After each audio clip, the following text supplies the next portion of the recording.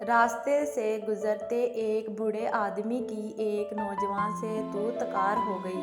थोड़ी देर बहस मबहस के बाद नौजवान वहाँ से चला गया। बूढ़ा आदमी का गुस्सा अब भी अपनी जगह कायम था। वो किस तरह इस लड़ाई का बदला लेना चाहता था।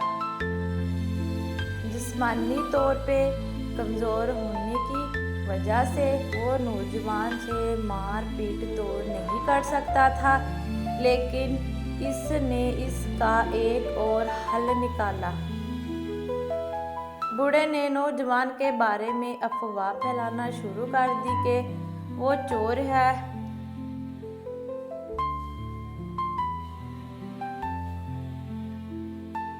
वो हर राह गुजर से यही बात करता। कई लोग इसकी बात को अनसुना करते, लेकिन चंद लोग यकीन भी कर लेते थे।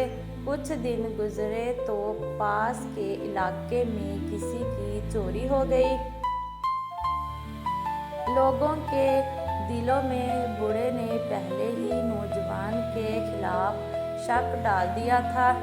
चोरी के इल्जाम में नौजवान को पकड़ लिया गया, लेकिन चंद ही दिनों में असल चोर का पता लगने पे इसे कोई रिहाई मिल गई।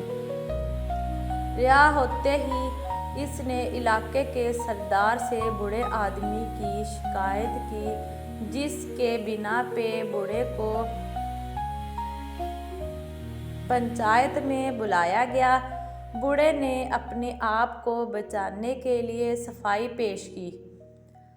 सरदार बूढ़े को हुक्म दिया कि इसने जो अफवाह नौजवान के बारे में फैलाई है, वो सब एक कागज़ पे लिखें और फिर इस कागज़ के छोटे छोटे टुकड़े करके चोर में जाके हवा में उड़ा दे। अगले दिन बूढ़े की किस्मत का फैसला होना था। बूढ़ा सरदार का हुक्म बजा लाया, कागज़ पे सब कुछ लिखा और इसके टुकड़े हुए में उड़ा दिए। अगले दिन जब पंचायत लगी, सभी लोग जमा हुए। बूढ़े ने रहम की इस्तदा की। सरदार ने कहा कि अगर वो सजा से बचना चाहता है तो कागज़ के वो सारे टुकड़े जमा करके लाए जो कल इसने हवा में उड़ा दिए थे। बूढ़ा परेशान होके बोला कि ये तो नामुमकिन सी बात है। सरदार ने जवाब दिया कि तुमने नौजवान के बारे में इस तरह हवा में अफवाहें फैलाई, तुम्हें खुद भी अंदाज़ा नहीं है कि तुम्हारी ये अफवाह कहाँ कहाँ तक पहुँच होगी। अगर तुम कागज़ के टुकड़े वापस नहीं ला सकते